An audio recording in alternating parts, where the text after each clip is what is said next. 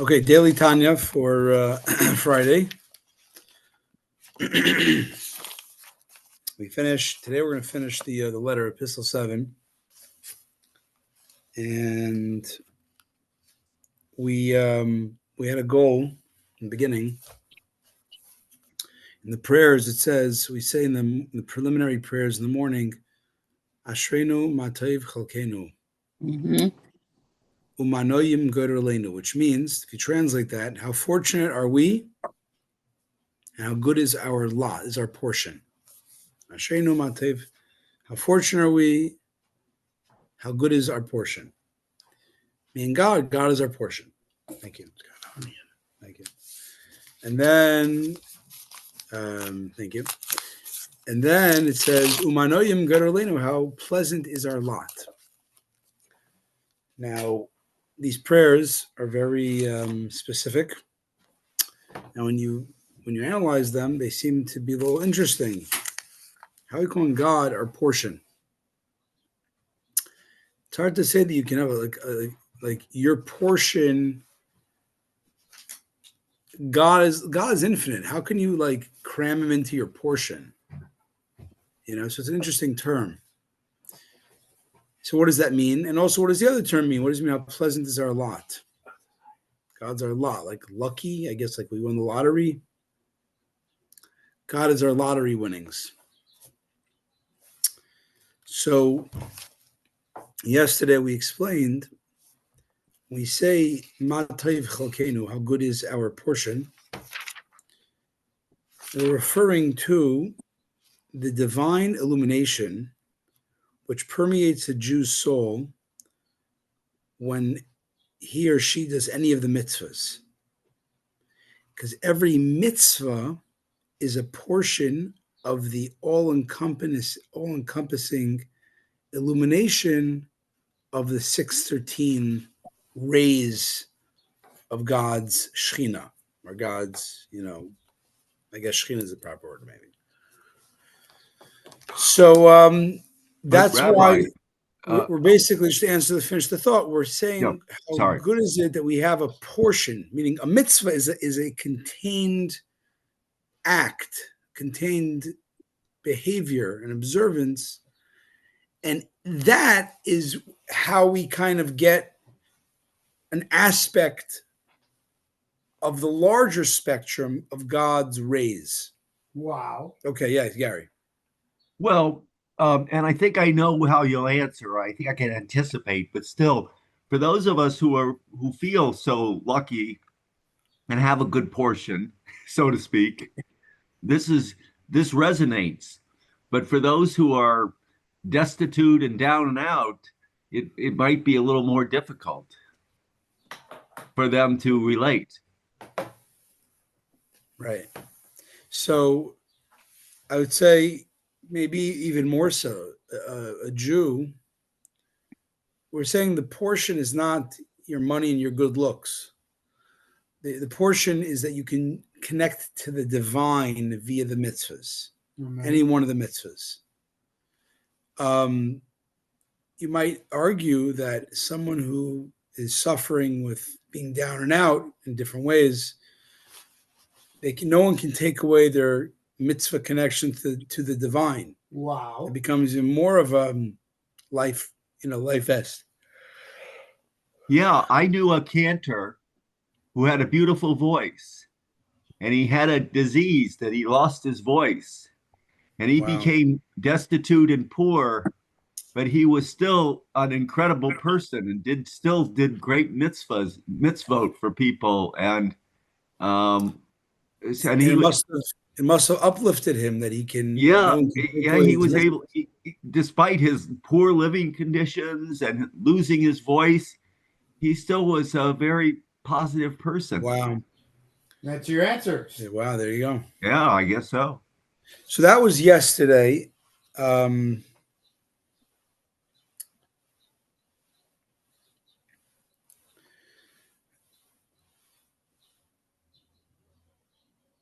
And the way you feel that is in prayer. Like, when you do the mitzvah, you don't always feel, you're too busy doing, you might not feel the the goodness, the fortunateness.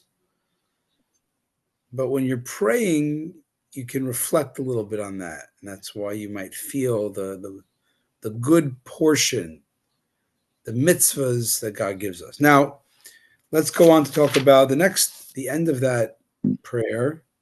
How pleasant is our lot. Though this manifestation of light through a person's involvement in the Torah and the commandments is generally equal in every individual Jew, for we all have one Torah and one law. Now, every Jew has the same access to the same portion, the mitzvahs. Nevertheless, in a more specific way, in regard to this manifestation of light that radiates through the study of Torah and mitzvahs, not every nefesh, which we're going to have an Allen alert that you're going to like this, it mentions 3 of the 5 levels of the soul. Not every nefesh, the baseline energy of the soul, the ruach, the spirit, the higher level of the soul, or every neshama, the even higher level of the soul. Meaning, everybody on the different planes of their soul, not everybody is equal to feel that light. Not every Jew in every generation has the same feeling of enjoyment of their heritage that bonds them to God, their portion. So for this depends on the period and time of the reincarnation and their coming into this world.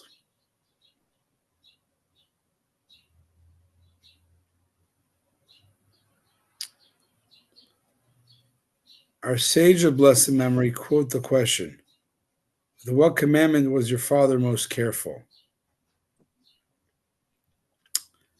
They asked, I think, Shmuel, one of the great sages, what was your father most careful with mitzvah? To which the answer was the commandment of tzitzis.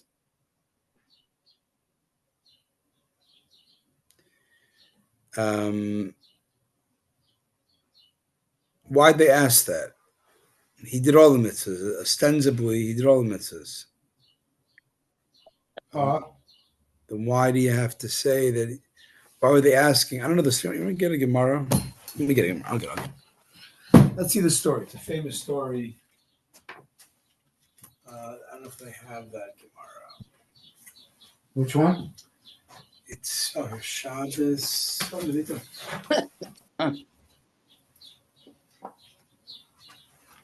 Shabbos 118.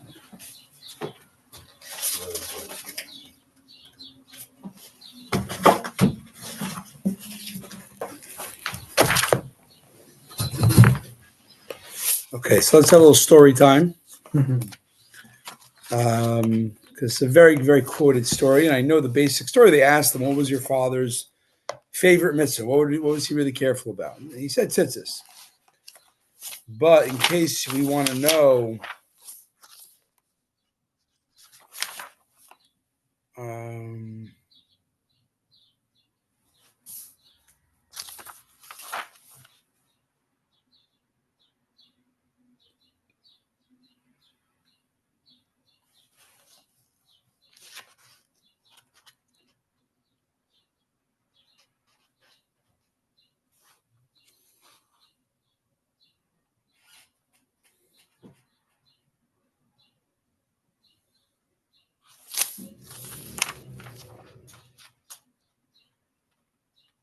here we go.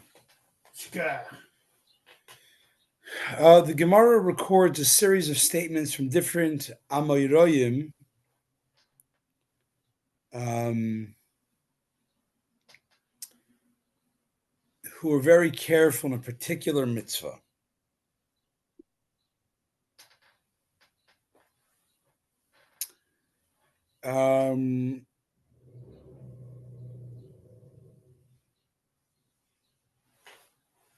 Rabbi Yosef said to Rav Yosef, it wasn't Shmuel, Rabbi Yosef, the son of Rabbi, Which mitzvah was your father especially careful? Rabbi. Rabbi was great sage. They asked the son, what was your father most careful with? He applied to him in the mitzvah of tzitzis. It happened one day that as he was going up a ladder, one of his strands was cut short, and he did not come back down until he had hung another thread in his place. Whoa. He wouldn't walk.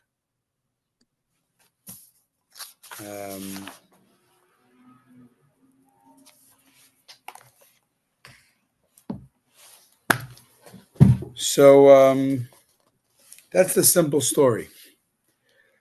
Chassidus quotes a play on the words. Zahir, a lot of times Chassidism says the words are really double meaning. It could also mean luminous. In which mitzvah is your father most luminous? Meaning, where is he filled up, lit up? Which mitzvahs? So you see that not everybody's filled up with the mitzvah in the same way. Feel that ray. Mm-hmm.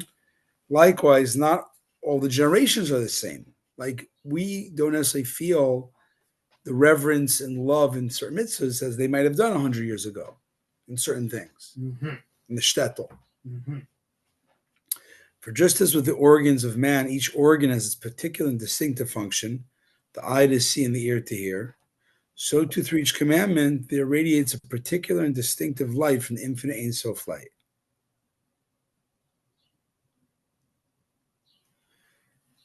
And although every Jewish soul needs to be reincarnated in order to fulfill all 613 commandments,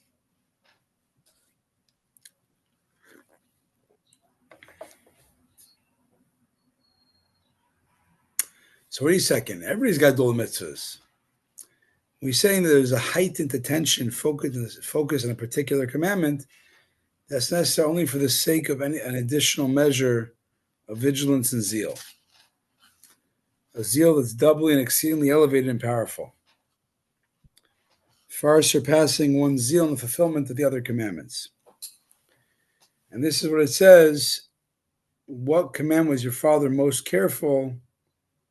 I mean, most doesn't mean that he did nothing else. He did all of them. But he was most careful that he was, because it was his like special gateway where he felt really bound up. He had a connection. More.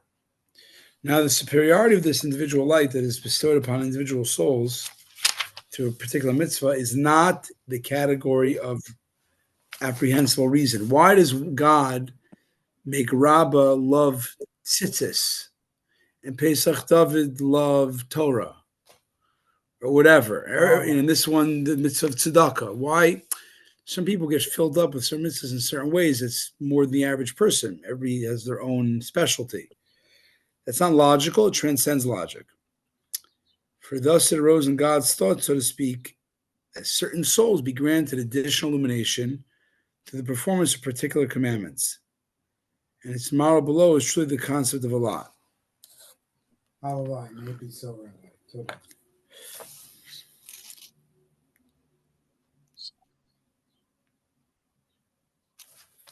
Now we know what it means to have pleasant is our lot.